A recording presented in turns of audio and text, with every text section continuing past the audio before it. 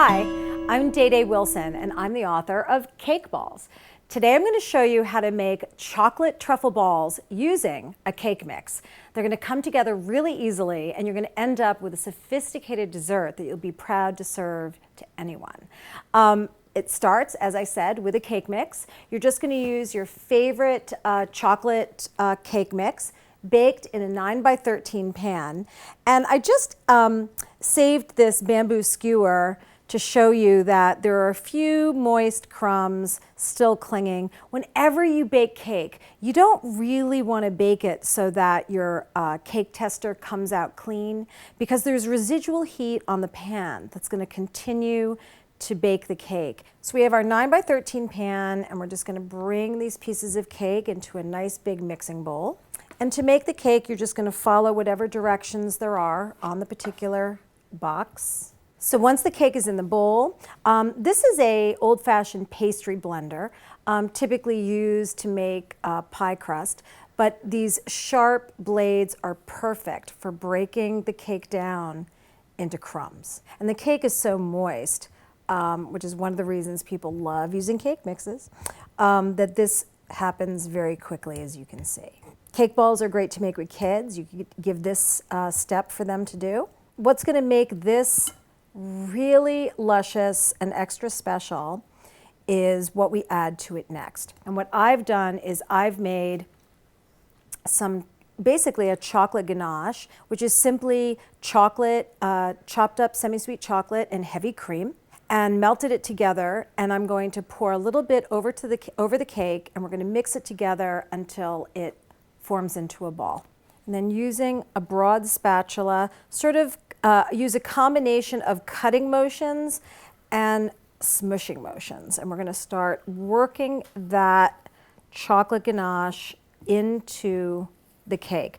Now, because these are truffle balls, and the interior of a truffle is made out of chocolate and cream, which is exactly what that mixture is that I just poured in, we want to add as much as possible because we want it to be as truffle-like as possible. In this case, more is better. Not always, but in this case, like I said, we want it to be as truffle-like as possible. Now, the best way to form cake balls is to use a scoop. It's going to help you form the balls not only easily, but you'll be able to create uniform balls. This is going to make cake balls that are about a golf ball size, which is exactly what we want. So the technique is that you go into your mixture with the scoop, overfilling it, and then use the side of the bowl to compress the mixture into the scoop so that you have a nice full scoop.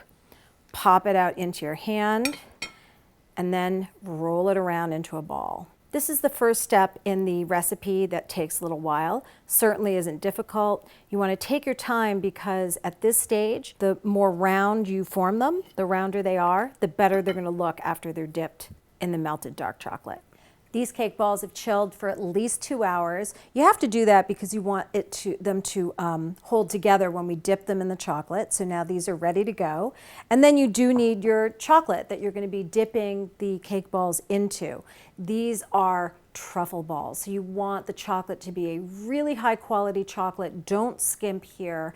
This is a bittersweet chocolate. It has about a 65% cocoa mass to it. It's really rich and chocolatey, and it also has a very high cocoa butter content, and that means that when it's melted down, as it is, it's nice and fluid, and this is going to help us form a beautifully thin shell around our cake balls, which will make them just really elegant and wonderful. So I have a half sheet pan here covered with parchment. It's ready to receive my dipped cake balls. So one by one, I'm going to take one of the cake balls and just plop it right down in there. Use the 2 forks to gently toss it back and forth. You don't want to pierce the cake ball with the tines of the fork. You just want to use the fork to let the cake ball balance on the fork. And then because we're using a fork, the extra chocolate can drip back into the container in between the tines, which is exactly what you want. You want as much of the chocolate to drip off as possible. And then just place it on sheet pan. You don't want to put the cake ball in the chocolate and fish it out and not allow the chocolate to drain away, because what will happen in that case is all this excess chocolate will pool around the bottom. It'll be thick, gloppy, unsightly. You can always trim it off later with a little paring knife once the chocolate is firm. So now once you have all your cake balls dipped, and obviously if we went through the whole batch, you would have about 60. So the recipe serves a lot, but I just dipped a few to show you. Now once the cake balls are dipped and formed and chilled, you can keep them in the refrigerator for a few days. Bring them to room temperature before serving though. And then to make them extra truffle-like, I'm just going to dust them with a little bit of cocoa. I cut one in half for you here. Look how deep and dark and chocolatey that is, a chocolate truffle ball. And that's it. It is so easy to make chocolate truffle balls out of a cake mix, embellished with your own ganache and delicious chocolate on the outside, and you'll end up with this really elegant treat.